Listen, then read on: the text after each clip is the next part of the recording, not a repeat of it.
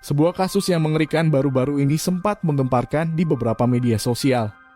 Kasus itu terjadi kepada seorang wanita yang berprofesi sebagai petugas kearsipan di salah satu perusahaan badan usaha milik negara. Wanita tersebut ditemukan sudah dalam keadaan yang sangat mengenaskan, dengan tubuhnya yang sudah terpotong-potong menjadi 65 bagian. Dan kepala dari si wanita itu juga sampai terbelah menjadi dua bentuk. Kejadian yang mengerikan itu terjadi di sebuah hotel dan tubuh si wanita itu tercecer di kamar mandi di hotel tersebut. Bercak merah yang masih keluar dari beberapa potong tubuh dari si wanita, menandakan bahwa kejadian itu terjadi belum lama setelah dirinya memesan kamar hotel bersama dengan seorang pria. Dan menurut keterangan diketahui bahwa si wanita ternyata memiliki pekerjaan sampingan sebagai seorang pemuas nafsu birahi para lelaki. Dan diduga pelakunya adalah teman kencan atau pelanggan dari si wanita itu sendiri. Menurut keterangan yang saya dapatkan di beberapa artikel di pos berita nasional, diketahui bahwa wanita yang menjadi korban atas kekejaman tersebut bernama Ayu Indraswari yang berusia sekitar 32 tahun dan bertempat tinggal di Kecamatan Patahan di Provinsi Daerah Istimewa Keraton Yogyakarta. Menurut keterangan dari pihak keluarga, Ayu Indraswari adalah seorang janda muda yang ditinggal oleh suaminya sekitar 1 tahun belakangan. Ayu Indraswari dikenal di daerah tempat tinggalnya adalah seorang perempuan yang sopan serta mudah bergaul di lingkungannya. Para warga yang ikut menyaksikan pemulangan tubuh korban oleh pihak kepolisian merasa tidak percaya bahwa korban ditemukan dalam keadaan yang sudah sangat mengenaskan. Terlebih kasus itu juga terkait dengan sebuah kesepakatan persetubuhan. Hingga tuduhan serius tentang pekerjaan dari Ayu Indraswari sebagai seorang pemuas nafsu birahi para lelaki. Karena dalam keseharian Ayu Indraswari, dirinya adalah wanita yang dikenal baik dan lumayan paham mengenai persoalan agama. Kejadian yang mengerikan itu berawal dari kesaksian seorang penghuni kamar hotel yang merasa curiga dengan gerak-gerik salah seorang penghuni kamar di sebelahnya. Penghuni kamar yang bernama Dahlia itu mengatakan bahwa dia mendengar ada teriakan yang cukup keras dari seorang wanita di kamar tersebut. Disusul kemudian terdengar suara keributan atau pertengkaran dari sepasang kekasih di dalam sana. Namun karena waktu sudah menunjukkan jam 3 malam, penghuni kamar itu hanya sekedar mencurigainya sebagai keributan yang biasa terjadi. Dan dia kemudian memilih untuk melanjutkan tidurnya pada malam itu. Keesokan harinya penghuni kamar itu kemudian melaporkan atas kejadian yang dirinya dengar di kamar sebelah kepada petugas keamanan hotel. Dahlia juga memberi keterangan bahwa sejak malam hingga hari ini, suara berisik itu masih terdengar dari kamar itu. Mendengar laporan dari penghuni kamar, petugas keamanan hotel langsung bergegas untuk memeriksa kamar dari sepasang kekasih tersebut. Setelah berada di depan kamar, petugas keamanan tersebut kemudian langsung mengetuk pintu namun tidak kunjung mendapat jawaban dari dalam. Hingga beberapa menit kemudian, petugas keamanan merasa ada yang tidak beres dengan penghuni kamar yang berada di dalam. Terlebih satu orang penghuni pria diketahui telah pergi dan meninggalkan si wanita di dalam kamar hotel itu sendirian. Petugas keamanan itu kemudian memutuskan untuk mencongkel jendela kamar dan memaksa masuk untuk memeriksa keadaan si wanita yang sudah ditinggalkan oleh pasangannya tersebut. Jendela itu selanjutnya dipaksa untuk dibuka menggunakan linggis. Dengan sedikit perlahan dan sangat hati-hati akhirnya jendela kamar berhasil terbuka. Petugas keamanan itu kemudian masuk ke dalam kamar melalui jendela itu. Dan dari sana aroma yang tidak sedap seketika tercium hingga menusuk ke hidung bagian terdalam. Aroma itu benar-benar terasa mencekam. Terlebih petugas keamanan itu melihat bercak merah di lantai tersebut. Dan semakin dia mencoba untuk masuk ke dalam kamar, dirinya malah menemukan beberapa potong daging manusia yang sudah tercabik-cabik tidak berbentuk. Petugas keamanan itu merasa sangat ketakutan. Aroma yang sangat amis di kamar itu membuat suasananya semakin mengerikan. Beberapa potong daging itu masih mengeluarkan darah yang masih sangat segar. Hingga di sebuah sudut yang lain di kamar itu, petugas keamanan tersebut melihat sebuah kepala dari seorang manusia yang sudah terpotong menjadi 2 bagian.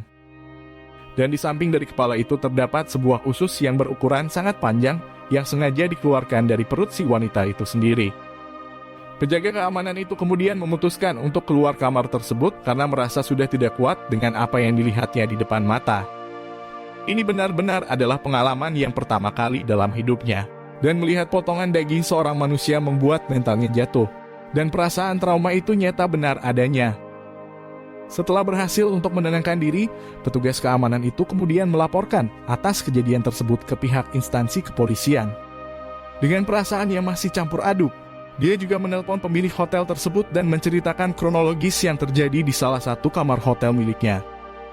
Sekitar hampir 1 jam lamanya pihak kepolisian akhirnya datang bersama dengan pihak instansi terkait ke lokasi hotel melati tersebut. Mereka selanjutnya mengamankan tempat kejadian dan membawa 65 potongan daging dari si wanita untuk dilakukan penyelidikan yang lebih mendalam. Pihak kepolisian kemudian meminta keterangan dari beberapa karyawan hotel, terutama petugas keamanan yang menjadi orang pertama yang melihat secara langsung kondisi tubuh dari si wanita. Dari beberapa keterangan itu, pihak kepolisian akhirnya berhasil mengumpulkan data dan informasi bahwa si wanita berada di dalam kamar bersama dengan seorang pria. Dan pria itu pergi meninggalkan si wanita setelah beberapa jam memesan kamar tersebut. Pihak kepolisian kemudian mulai mendalami kasus ini dan mengidentifikasi identitas dari si pria yang bersama si wanita sewaktu masih dalam keadaan hidup. Setelah melakukan serangkaian investigasi dan pencocokan, pihak kepolisian akhirnya mendapat identitas lengkap dari si pria yang menjadi terduga pelaku. Mereka kemudian bekerja sama dengan beberapa polisi kesatuan di daerah untuk melakukan pengejaran dan penangkapan terhadap pria tersebut. Hingga kurang dari 1 hari kemudian, pihak kepolisian akhirnya berhasil menangkap terduga pelaku di tempat persembunyiannya. Terduga pelaku itu tidak melakukan perlawanan apapun. Dia kemudian pasrah dan mengakui semua perbuatan yang sudah dirinya lakukan. Pihak kepolisian selanjutnya membawa pria itu ke kantor kepolisian di wilayah hukum di Kabupaten Sleman untuk dilakukan penyelidikan yang lebih mendalam.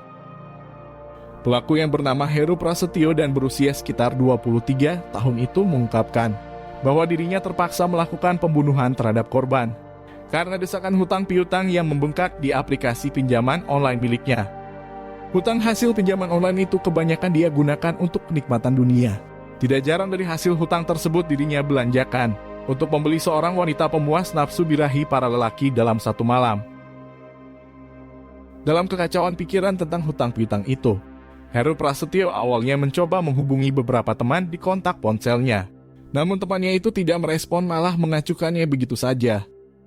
Hingga terlintas di dalam pikirannya tentang beberapa wanita penghibur yang sebelumnya pernah dipesan olehnya.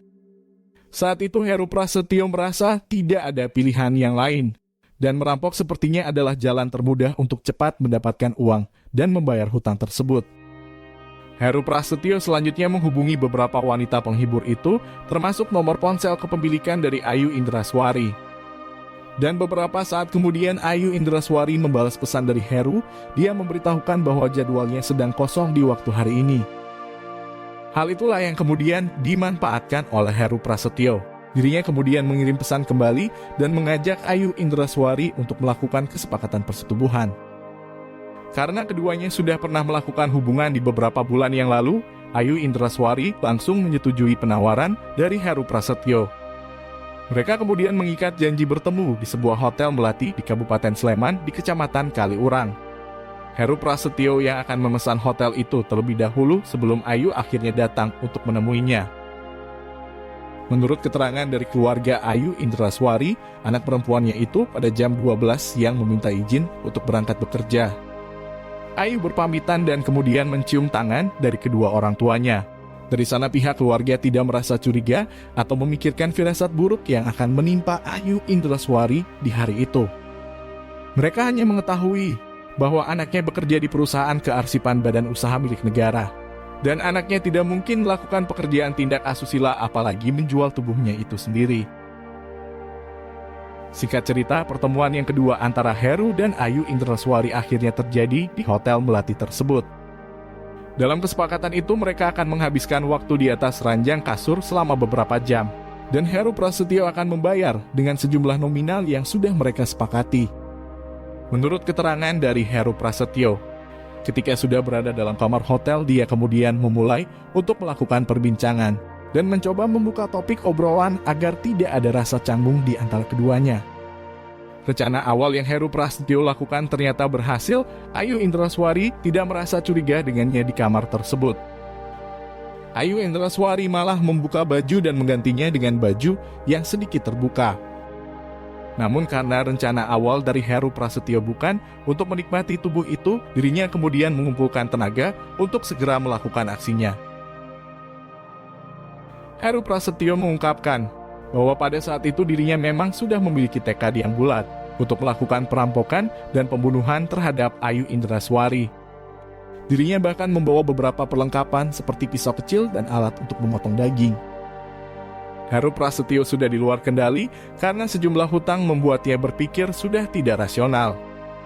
Saat itu Ayu Indraswari sedang duduk dan Heru langsung memukul bagian belakang kepalanya sampai dia terjatuh.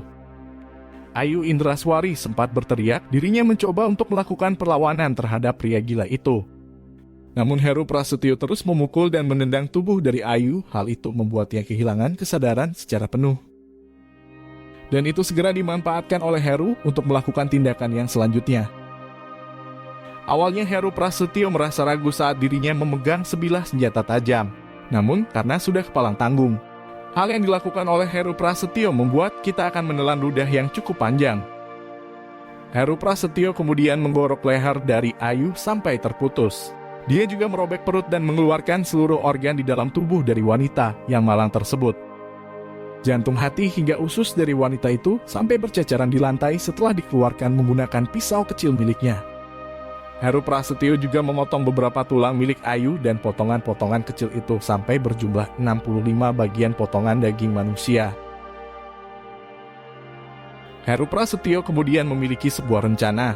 Setelah potongan daging itu berhasil terpotong dengan sempurna, dia akan membuangnya ke sebuah pembuangan kotoran manusia dan menguburnya di sana. Namun sayangnya sebelum berhasil menyelesaikan rencananya itu, perbuatan dari Heru Prasetyo keburu diketahui oleh penjaga hotel dan 65 potongan tubuh itu akhirnya berhasil ditemukan.